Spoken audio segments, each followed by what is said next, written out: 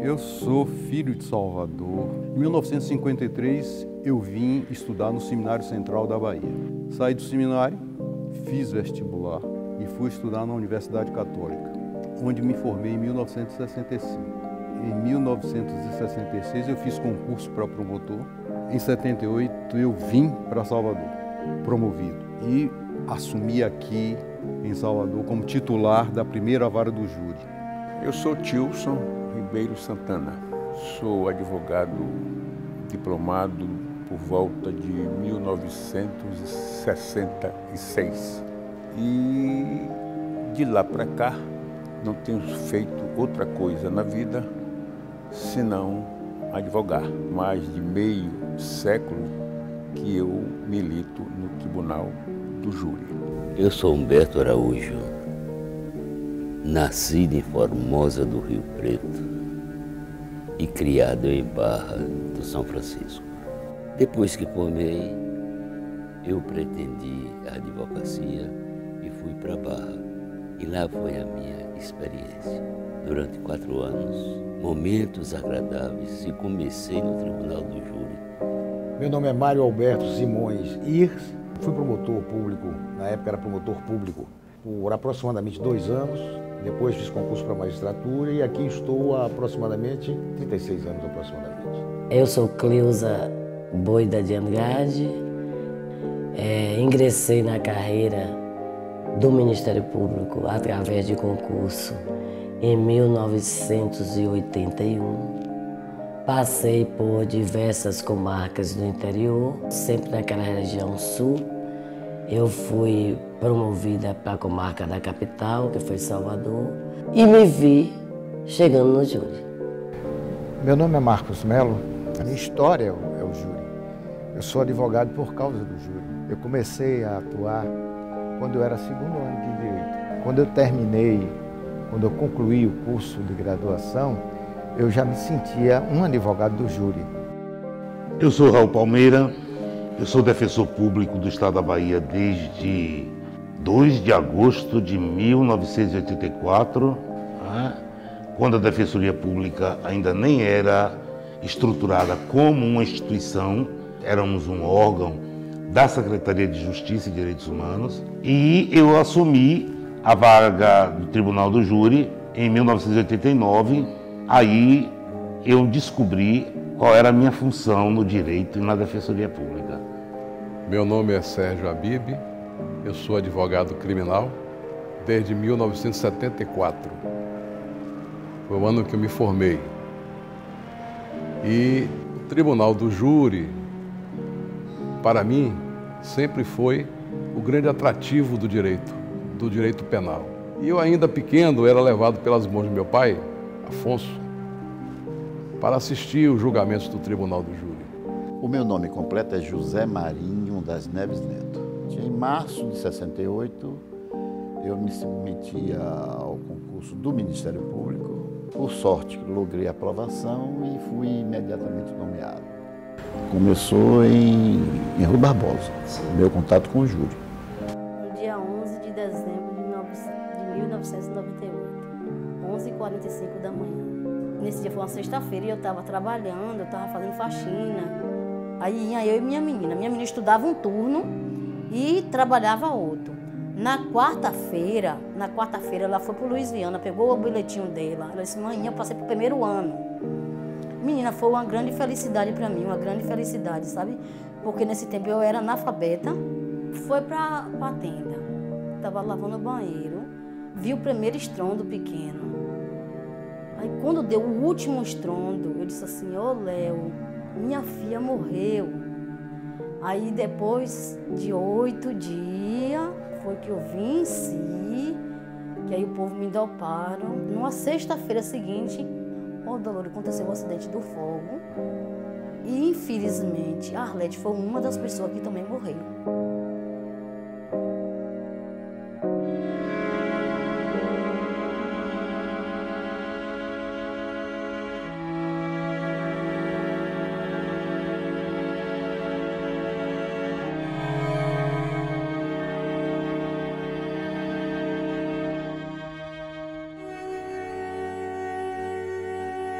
com relação à história do júri, há várias teorias a respeito.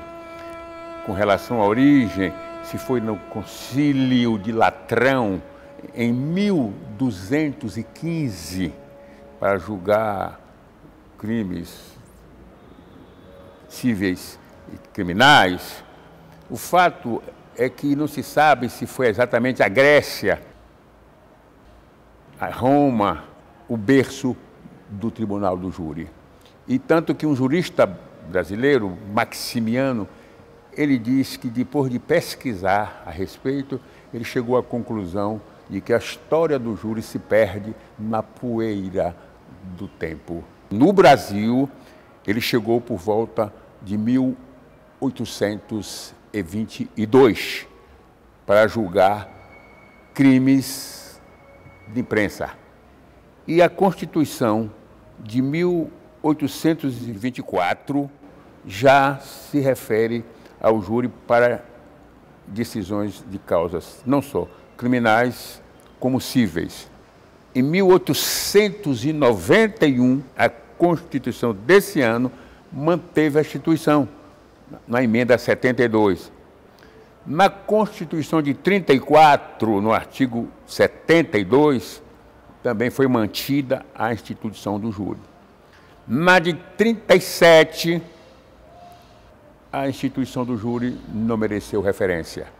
Entretanto, em 1938, foi disciplinado no júri a partir do Código de Processo Penal. Entretanto, sem soberania. E o júri sem soberania seria um corpo sem alma. Na Constituição mais recente, de 88, no artigo 5º, mais precisamente no inciso 38, está inserido o júri no capítulo da garantia individual. E com os princípios básicos, que são assim, realmente pilares da instituição do júri.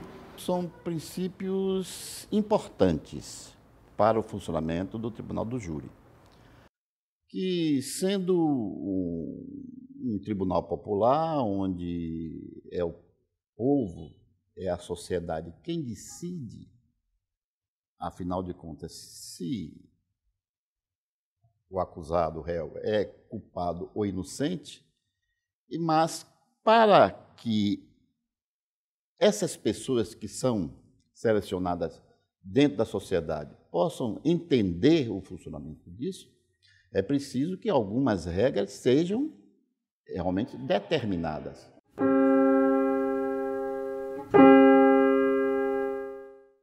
A plenitude de defesa é matéria principiológica. Você não pode condenar ninguém sem dar o direito à defesa, plena defesa, né? Isso é uma coisa que quem faz direito é a noção basilar. Tem que ser uma garantia mesmo do que o cidadão, mesmo sobre si, uma das acusações mais graves, a sua defesa há de ser extensiva, plena e segura. Há de se distinguir a plenitude da defesa, que é própria do tribunal, do júri, com a ampla defesa. Então, a ampla defesa entende-se, é o direito que todos têm à defesa. No caso do júri, ela tem que ser mais que ampla, tem que haver a plenitude da defesa, a ponto de a legislação permitir que, se o juiz vislumbrar que o acusado está indefensável, ele pode, e já tive a oportunidade de presenciar uma circunstância dessa extremamente desagradável, de o juiz suspender o julgamento.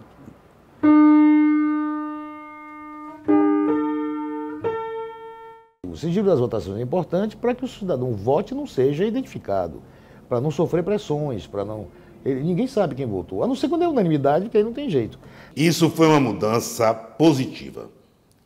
Porque você veja, e olha naquela época, e na época que até onde eu funcionei no júri, o tráfico ainda não estava tão... já existia, mas não era a grande questão. Os jurados se sentiam mesmo meio incomodados, porque o juiz tinha que dizer a unanimidade. Certo? Ou 7-0. Então, isso, hoje em dia, não. Hoje em dia, o juiz pergunta, colhe os votos, até achar a maioria absoluta.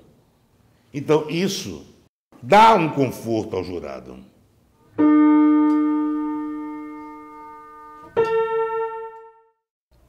O júri é soberano. É soberano porque é a expressão do povo que se manifesta para julgar um indivíduo da sociedade que teve a desventura de praticar a mais grave das condutas humanas, que é a perpetração da injúria contra a pessoa dolosamente buscada para ceifar a vida. O júri é soberano, e isso é importante, sim. É o viés da cidadania.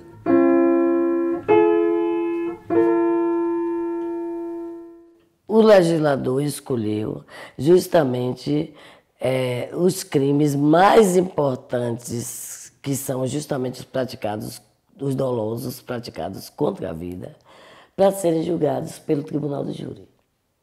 Especialmente o homicídio, né? Que é uma tragédia humana. Então, por aqui se discutiu muito tragédia humana, né? O que se defende nos preceitos jurídicos, o que se defende na lei, o que se procura preservar, são bens jurídicos. E não existe bem jurídico mais importante que a própria vida. Isso é tão grave que na democracia não se pode deixar ao talante ou à inteligência do juiz togado.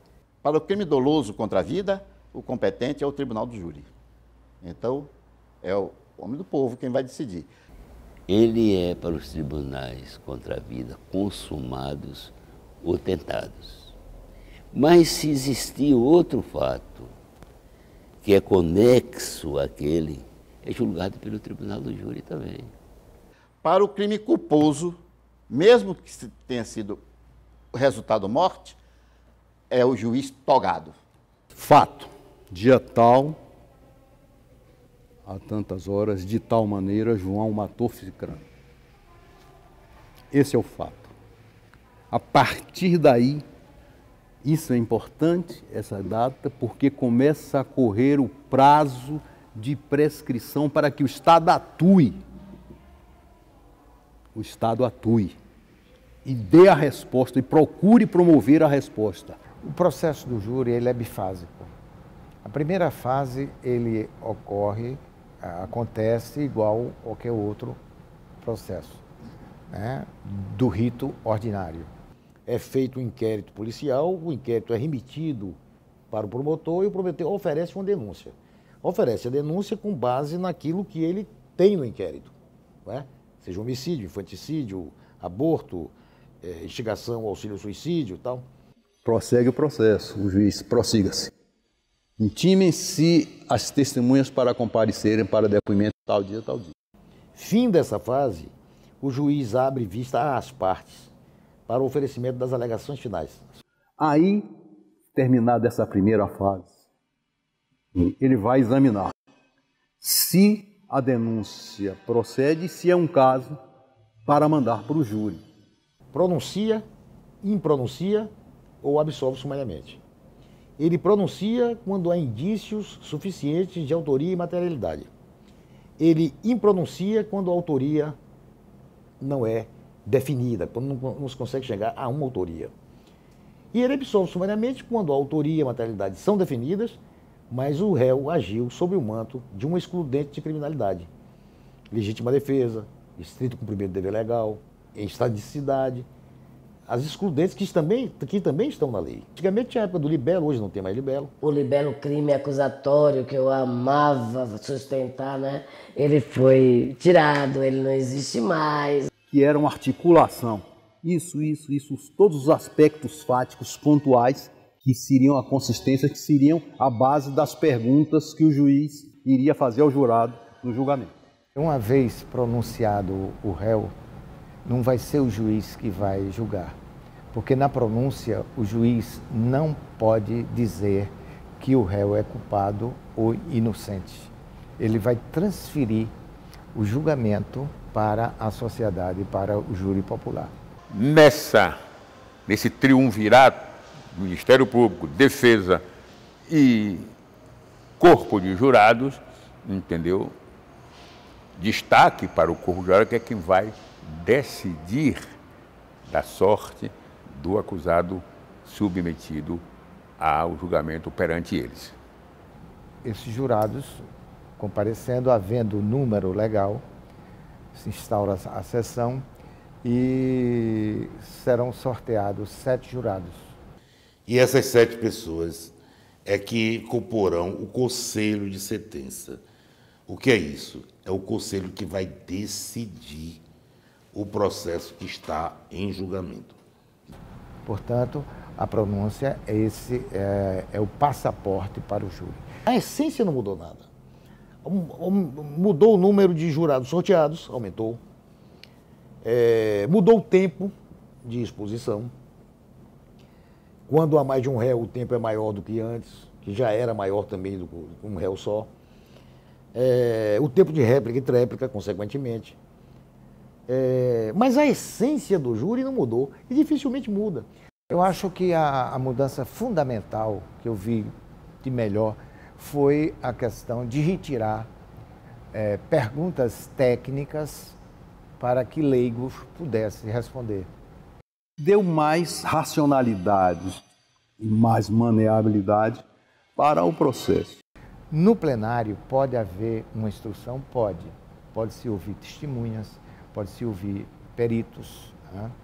Pode-se ter leituras de depoimentos, o réu será interrogado. O acusador pede a condenação, a defesa pede a absolvição.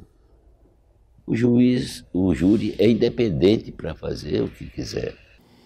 Eu acho importante que na estrutura processual penal brasileira, quando se sai do magistrado isso, certo? E coloca para a sociedade julgar. Pode sentar ali um filósofo, pode sentar um lavrador, pode sentar uma lavadeira, pode sentar uma rainha na frente. Não se olha o membro da sociedade e vai pelas suas convicções. E eu acho que deve ser de leigo mesmo. Leigo que eu digo, pode ser composto por médico, por engenheiro, menos pelo profissional do direito. Meu Deus, por que esses leigos que nunca abriram um código penal, nunca abriram um livro de doutrina penal, são exatamente por isso. Eles não precisam conhecer de lei, até porque o compromisso que eles fazem é julgar de acordo com a consciência, com os ditames da consciência. Não entra ditame da lei, entendeu? Com os ditames da consciência, entendeu? Então o júri vai ouvir, vai ver e vai julgar. O juiz jamais vai dar uma decisão, por exemplo, num processo, que ele não tenha provas colhidas na instrução criminal. Porque isso iria de encontro à lei. E ele é um homem da lei. Mas o jurado, que pode ser qualquer pessoa do povo, que pode ser dentro de todas as profissões que você possa imaginar, ele tem uma visão diferente.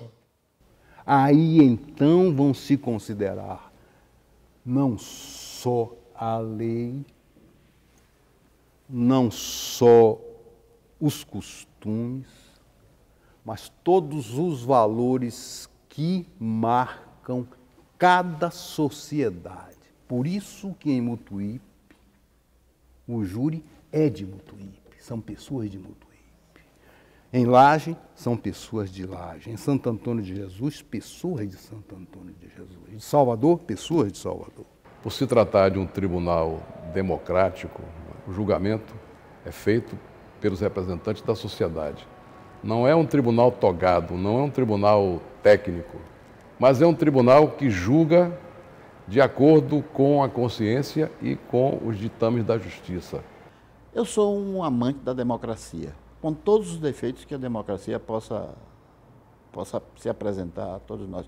E nós conhecemos todos os defeitos da democracia, né? Mas as virtudes são muito maiores. E talvez uma das maiores conquistas do regime democrático, uma das maiores, vamos chamar assim, de demonstração do que é o regime democrático, é a criação do Tribunal do Júri. Você tem um escabinado na França, é um júri composto por técnicos, por advogados, por exemplo. Aí não é a opinião popular, é a opinião jurídica. Eu acho que isso descaracteriza um pouco a coisa do povo julgando o povo. O fato de que alguém tenha estudado, tenha cursado uma faculdade, não faz dessa pessoa um julgador emérito. O julgador emérito é aquele que consegue fazer, estudar, examinar o processo de acordo com o sentimento de justiça e não com o conhecimento científico. O julgamento mais democrático que existe é o julgamento do júri, porque é a sociedade que vai julgar, né? Então, é mais democrático do que qualquer outra coisa. A justiça tem defeitos? Tem. A justiça erra, mas acerta muito mais do que erra. Vai ter erro se os 7 juízes forem da área jurídica. Se os 7 jurados forem médicos, economistas, engenheiros, terá erro. Terá erro.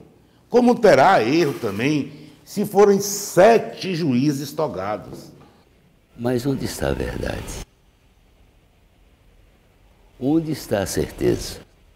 Esta busca que se faz, nós não fazemos sozinhos, desde o escritório, em casa, desde aqui, nós fazemos na conformidade de povo, olhando o sentido para quem a lei foi feita, para quem a lei deve ser aplicada.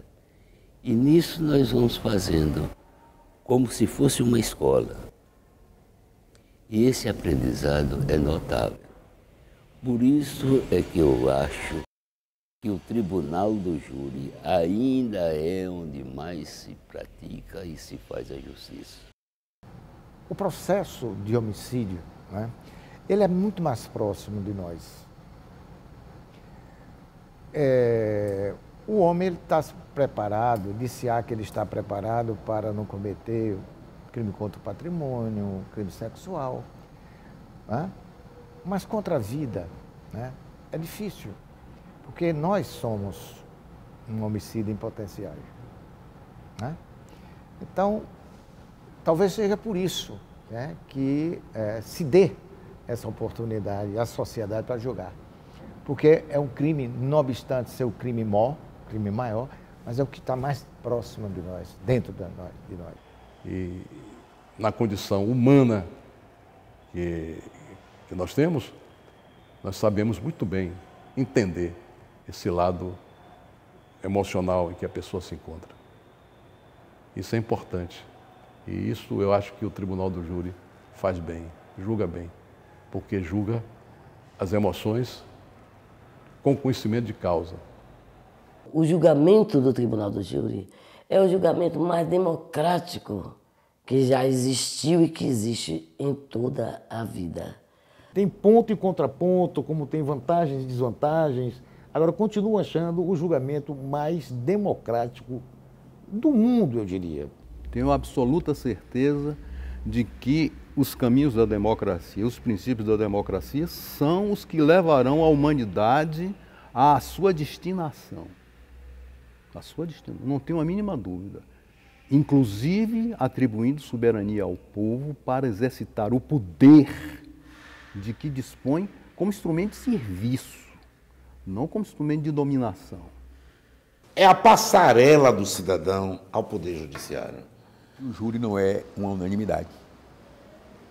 Há juristas, há pessoas qualificadas na área jurídica, não de hoje, mas há dia muito, que não combinam com a ideia de que o júri seja, como é para alguns, a melhor forma de se ter um julgamento tão próximo quanto seja possível da realidade fática. Mas, entendeu, dizia, há muitos adversários valorosos do júri. Entretanto, não obstante, de 1822 para cá, por cefas ou nefas, o júri sobrevive. Portanto, esses serão sempre a minoria. As pessoas que atuam no júri e dão substancialmente corpo à realização da instituição são o juiz. Senta o juiz ao meio. O juiz togado, ele é a pessoa que administra o processo. A importância do juiz é passar a credibilidade da instituição. O promotor senta à direita dele. A figura do promotor é um requinte na organização das instituições na democracia. O Estado acusador, que é o Ministério Público. Naquele momento, eu digo isso e às vezes sou contestado. Naquele momento, o promotor, ele não é o custos legis, né? Ele é parte. No Tribunal do Júri, ele é parte. Ele está fazendo acusação, ele é parte acusatória. O Ministério Público é quem deflagra a ação. É o chamado domus litis, é o dono da causa. A declaração do Estado de que a conduta do indivíduo que está sendo julgado não ganha a aprovação da sociedade. É ele quem conduz o processo em busca da prova, é ele quem tem que produzir a prova para poder chegar àquela decisão final. O poder de investigação não é somente da polícia, é também do promotor. Então, o promotor, desde o acontecimento do fato, desde aquele fato tido como delituoso, que ele participa. E do outro lado, o defensor, que vai tentar explicar a conduta para refutar aqueles argumentos, aquela já prova, não é, já existente dos autos. O divino papel de buscar a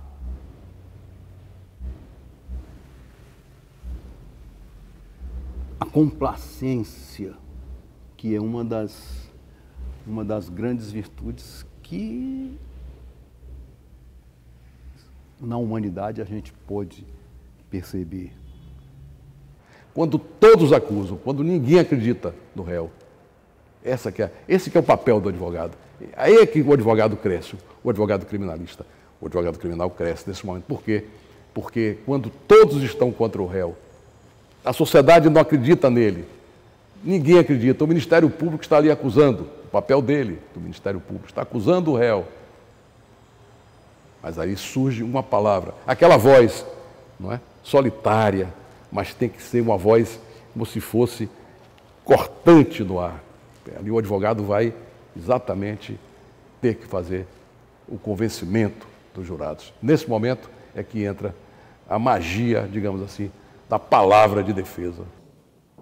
Se o defensor chega no júri para julgar o cliente, ele está no lugar errado. Ele vai fazer concurso para juiz. Certo? Ele vai fazer concurso para juiz. É, porque eu sou advogado. O papel do advogado é na trincheira da defesa. Porque o papel do advogado é defender. Cada um tem seu papel. O Ministério Público está ali para acusar e o defensor, por sua vez, entendeu? Vai defender independentemente da opinião pública, da opinião midiática, ele vai defender à luz do que ele vai encontrar no procedimento criminal. A acusação apresenta uma tese, a defesa uma antítese, né? Depois vem a síntese, que é o julgamento. A defesa, ela é soberana. Ela tem a amplitude, o princípio constitucional da amplitude de defesa. Então, o advogado, ele vai sustentar a tese segundo a qual, no entendimento dele, poderá levar o cliente dele a um resultado, ao melhor resultado. Eu acho que todos os papéis são difíceis. Todos são advogados. Eu digo que o promotor é advogado da sociedade. O juiz é advogado da lei, aplica a lei. O defensor, ele é a pessoa do acusado. Isso de dizer que o promotor é acusador, não. Ele acusa, mas ele é um defensor da sociedade. As atribuições do Ministério Público estão na Constituição, né? Disse-á que é o fiscal da lei. Ele é o defensor da sociedade, ele, usando um linguagem assim machã, ele é o acusador no júri. Eu não costumo usar essa expressão acusador, porque quando o promotor é um promotor sério, e eu conheço vários, já trabalhei com vários, em casos em que ele acha que há, por exemplo, uma legítima defesa de botina, ele pede absolvição e pode pedir. Ele pode pedir absolvição. Esse é o verdadeiro promotor. E esse também é o sentido do Ministério Público. O Ministério Público não é órgão de acusação, é órgão de defesa da sociedade. A sociedade se defende, um dos métodos de defesa é o Ministério Público. Acabou o tempo em que o promotor era o promotor público, ele teria que acusar. Hoje não, ele é promotor de justiça. Ele não é promotor de acusação. Esse valor do Ministério Público é importante na medida em que ele é uma figura essencial. Tão essencial que a Constituição diz isso, e diz isso porque sem a perna do Ministério Público, a justiça é capenga. E eu vi que a minha função não era de acusadora, como eu nunca aceitei ser. Eu vi que ela ia muito além. E eu conversava tanto com o Raul Palmeira, que era o defensor, como com o Mário Alberto. Eu vou explicar aos jurados que eu tenho a obrigação de fazer essa acusação no homicídio doloso. Porque ainda que ela não quisesse que o irmão morresse, ela assumiu o risco de produzir aquele resultado quando crava-lhe a tesoura, né, no peito. Mas eu morria de pena também daquela moça. Ela não era uma ré comum. E eis que com a brilhante atuação do defensor público, que muito se emocionava também com essa história, ele consegue convencer os jurados que a maior pena que aquela moça podia ter, ela já tinha, já carregava com ela, de ter tirado a vida dos irmãos. E na hora que o juiz Mário Alberto leu a sentença, e isso é gravado na minha mente como uma tatuagem, todos os 7 jurados choraram. E essa moça chorava que molhava toda aquela roupa de lingerie. E eu via na minha frente um quadro. Foi um dos júris mais belos que eu já fiz. E não foi condenação. E, no entanto, eu sinto que eu fiz um grande trabalho. É mesmo? Então ninguém perde ou ninguém ganha júri. Ou você condena ou você absolve. O grande objetivo é justamente ver que o resultado é justo. Porque nem sempre o justo é aquilo que está na lei. E cada caso é um caso, cada um drama é um drama, cada uma pessoa é uma pessoa. O júri parece que tem um certo sentido. Às vezes ele decide contra nós, e nós próprios, advogados, que obtivemos uma sentença contrária ao nosso entendimento, em solilóquio íntimo a gente concorda com o júri. O júri é o júri. E que, de repente, a absolvição pode não ser perfeitamente encaixada juridicamente. Você não pode se mostrar tão fora do contexto social. Quando o doutor Castilho, Gabriel Castilho, estava titulada a segunda vara do júri, naquela época os réus chegavam para julgamento com a farda do presídio. E algumas vezes, e não eram poucas, chegavam descalços. E isso era uma marca indelével contra o réu. Se você olhar que 95% da nossa população carcerária são de homens negros, periféricos, certo? Pouco estudo, aí chegam lá descalços, marcados, certo? Com aquela farda que é um estigma. É uma violência a qualquer princípio humanitário e humanista. Ele pediu a suspensão do julgamento a doutor Nivaldo Mena, que era o juiz da segunda vara do júri, e pediu que nunca mais os réus fossem mandados, né, com a farda do presídio para serem julgados. Abraçou imediatamente a causa e, num ofício contundente, se dirigiu ao diretor da penitenciária e do presídio, aos diretores da penitenciária e do presídio, proibindo que fossem mandados réus com as fardas das casas custodiais. Isso foi repetido por doutor desembargador Mário Alberto, por doutora Sônia, por doutor Vilebaldo, que hoje está no júri, entendeu? E com o avanço da reforma de 2008, a gente já não fazia júri com réu, me faltou algemas. Então, o Tribunal do Júri tem assim, essa grande função de dar, digamos assim, um equilíbrio, né, emocional e espiritual para as pessoas. O júri é uma escola de vida, uma escola sociológica, uma coisa antropológica. Só não aprende quem não quiser realmente. Porque o processo do júri, ele tem vida. Ele tem vida, né? Ele sangra. Para você ver até que ponto pode chegar a índole humana, a natureza humana. Nós temos de tudo no Tribunal do Júri. Começa por uma tragédia, né, que é uma morte, uma vida que foi ceifada. Essas coisas, essas vivências humanísticas do júri são riquíssimas. Você vê, tem tanto tempo que eu me lembro de tudo isso. Não esquece, a pessoa não esquece isso, de jeito nenhum. Eles não esquecem de você também, não. Pra gente foi um dia muito feliz. Se eu tivesse morrido naquele dia, na praça, à noite do júri, porque quando terminou lá para umas 9h30 para 10 horas, foi muito alegre, minha filha. Tinha muita gente naquela praça. Minha filha, foi muita. Tinha gente que minha filha, foi um sonho pra gente. Um sonho assim, um sonho que se realizou na realidade.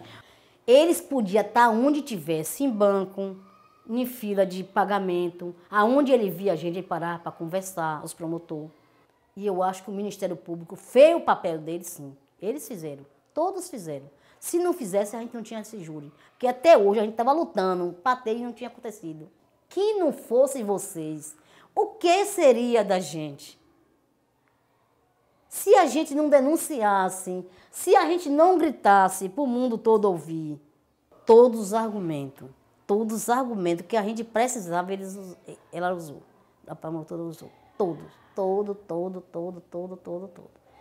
Ela não deu nenhuma falha. Porque se hoje eu sei falar, se hoje eu sei entrar, se hoje eu sei sair, se hoje eu sei brigar por meus direitos, porque tudo por causa da minha filha e por causa desse movimento. A justiça sempre estava do nosso lado e sempre está do nosso lado. Um tribunal de júri atuante, isso aí dá uma sensação de conforto para a sociedade. Que, por exemplo, aquelas pessoas que têm filhos, parentes assassinados brutalmente e que eles evitam de fazer uma defesa em causa própria, porque eles acreditam na justiça, porque eles acreditam no Estado, no poder de resolução do Estado. Em que nos foi dada uma Constituição em que diz que o Ministério Público, além de defender os interesses da sociedade, é defensor, tem a função essencial da prestação jurisdicional do Estado e é o defensor dos interesses indisponíveis. Indisponíveis. E esse serviço é um dos serviços do Ministério Público, é um dos serviços mais relevantes que pode ser prestado à sociedade. Por isso que está previsto especialmente na Constituição como essencial a prestação jurisdicional do Estado. Ainda quando eu estava lá, ou seja, há 20 anos atrás, que eu já entrei com essa ideia que júri é um processo, é uma vida que você tem que mostrar para os jurados e mostrar a coisa verdadeiramente. Não se ganha júri gritando. Não se ganha júri gritando. Não se ganha júri chorando. Entendeu? Não se ganha júri representando uma coisa que os jurados percebam que não existe nos autos. Que para convencer jurados não é preciso de representação, não é preciso de falsidade, não é preciso xingar réu. Eu entendo que o poder do convencimento está na seriedade que você leva e que você trata o seu trabalho. Se ele tiver uma prova boa, não. No dia que eu tinha uma prova boa, era como se eu fosse uma carreta descendo a ladeira do Mutum em direção a Jequié, sem freio. Todo mundo fala de uma tal de vocação, não é?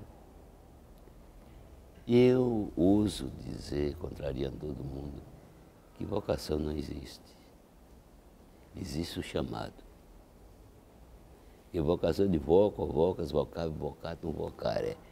Está chamando.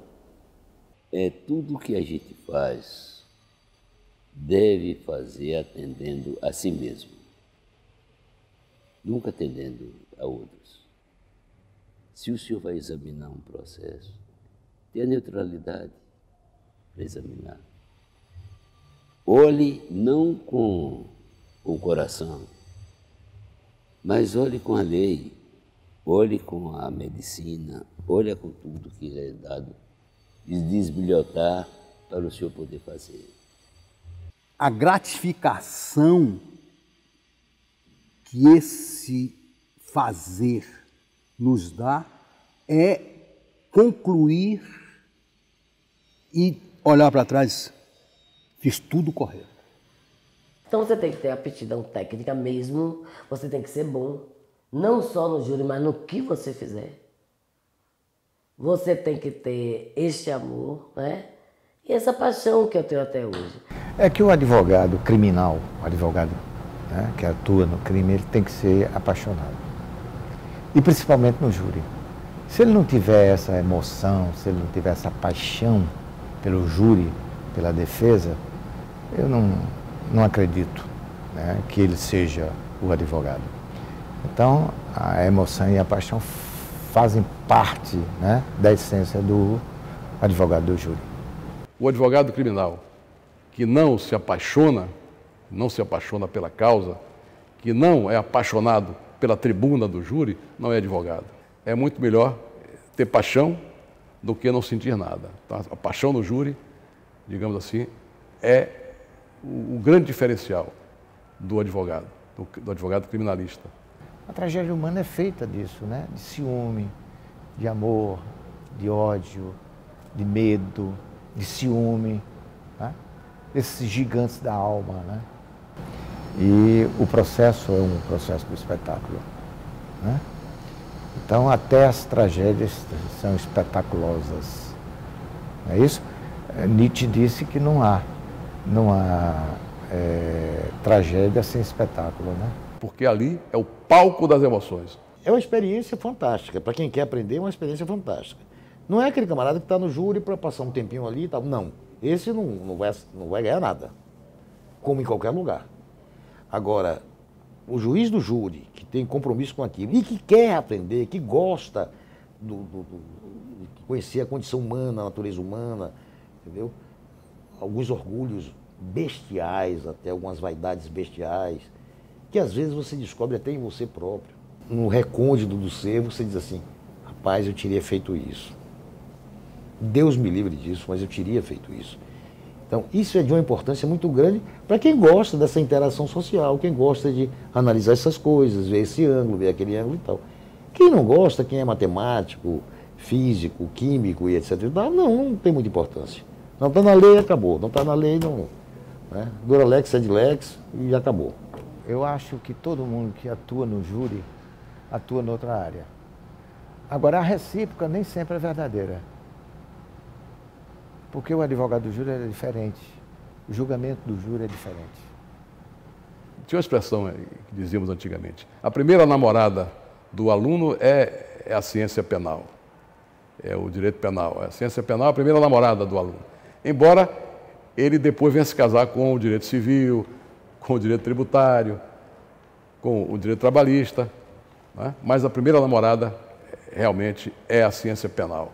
O advogado também, qualquer área que ele venha desempenhar, ele deve conhecer o tribunal do júri, ele deve passar pelo tribunal do júri. Então ele vai vivenciar uma grande experiência para a vida dele ali. Eu tenho certeza que ele se tornará melhor depois que passar pelo tribunal do júri. Depois que ele olhar, né, a mãe levando ali o filho, chorando pelo filho que morreu, e a outra mãe chorando pelo filho que está ali para ser julgado, perder a liberdade, perder a sua vida no cárcere. Eu sinto falta do convívio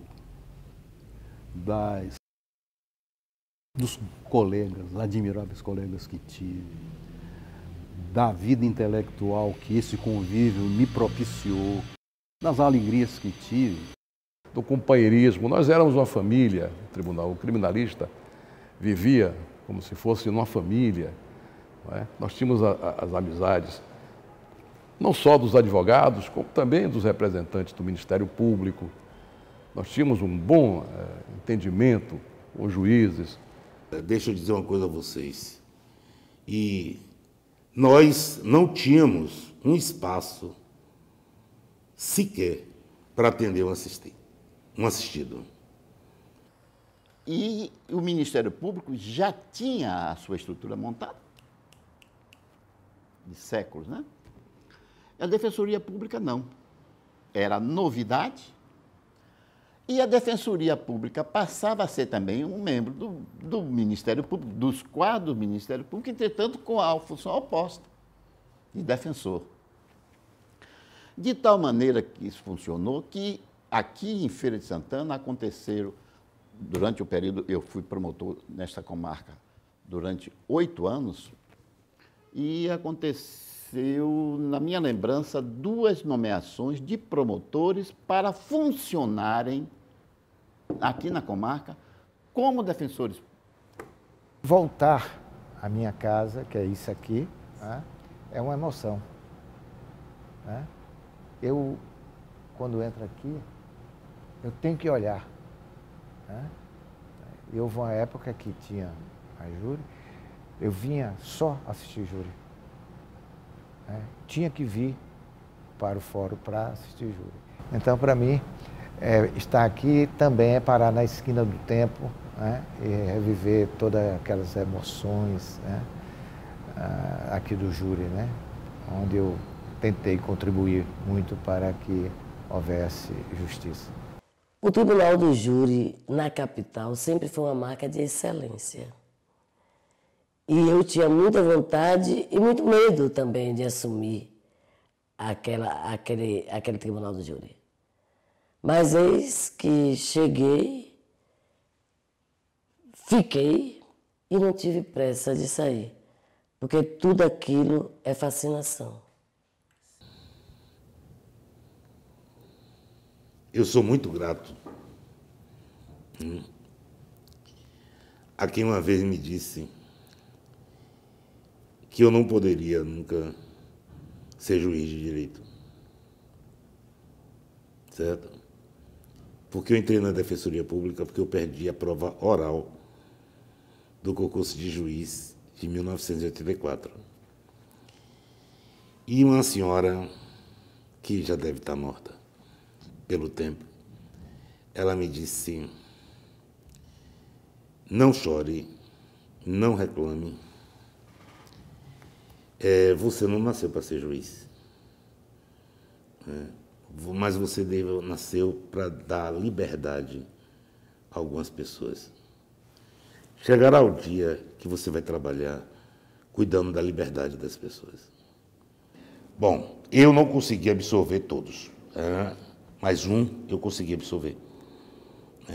E ele, com a lhanheza, com uma superioridade de um pai que perdeu uma filha envenenada, me procurou depois do julgamento e me abraçou e disse: parabénsão, você merecia. É um homem superior, o homem disse. É um homem superior. Então, eu sei que eu nasci para defender mesmo. E lhe confesso, eu que pensava em ser juiz de direito, desisti de sê-lo porque passei a gostar da atividade do Ministério Público, principalmente o Tribunal do Júri. Passei a amar o Tribunal do Júri.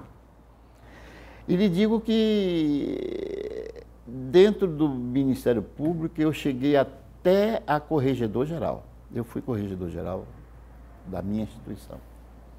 Mas nada disso me empolgava, mas o Tribunal do Júri sempre me empolgou. Sempre eu achava um desafio, principalmente nos grandes júris. Né? Como lhe explicar? Como lhe explicar? Não sei. Mas eu sempre fui um apaixonado por ele. Quando for enterrado, quando eu sair desta vida, eu gostaria de ser também sepultado vestindo a minha beca. Porque na vida, Rui dizia isso, na vida não fui senão advogado. Professor da faculdade, outras atividades, diretor de faculdade, mas sempre advogado. É a minha profissão, é o que eu gosto de fazer, é o que eu sei fazer, eu não sei fazer outra coisa. Eu quero dizer que na minha vida de advogado, eu fui extremamente feliz. Feliz porque eu tive o prazer e a grande honra de trabalhar, de atuar com grandes advogados, com grandes promotores e com grandes juízes. Então, o Tribunal do Júri é a minha vida. Você que é do Ministério Público, diga aos nossos colegas que é um serviço admirável que nós prestamos. E o prazer que a gente tem é de fazê-lo bem feito. Meu nome é Enivaldo dos Santos Aquino, sou graduado em Direito pela Universidade Católica de Salvador em 1982 e anos depois me preparei para o ingresso na carreira do Ministério Público. Ingressei efetivamente em 30 de abril de 1991. A escolha pelo Tribunal do Júri vem desde o período da Faculdade de Direito. E aquilo cada vez mais foi me encantando, robustecendo dentro de mim aquela vontade de um dia fazer parte daquele Tribunal do Júri. Meu nome é Antônio Luciano Silva Assis. Eu sou de Feira de Santana, formado na Universidade Católica de Salvador. E hoje sou promotor do júri com muita satisfação e muito encantamento, porque acima de tudo eu entendo que ali no Tribunal do Júri nós vivenciamos o direito vivo, a arena da palavra. E ali a gente presta um relevante e importante papel para a sociedade. Meu nome é Davi Galo Baru. Eu ingressei na Faculdade de Direito da Universidade Federal da Bahia no ano de 1987. Confesso a vocês que a minha pretensão nunca foi ser promotor de justiça, porque eu ingressei no Ministério Público no ano de 1995. E desde então eu não consigo me ver em outra profissão a não ser promotor de justiça. E uma das coisas que me chama, que me dá esse prazer, é o contato direto com a população.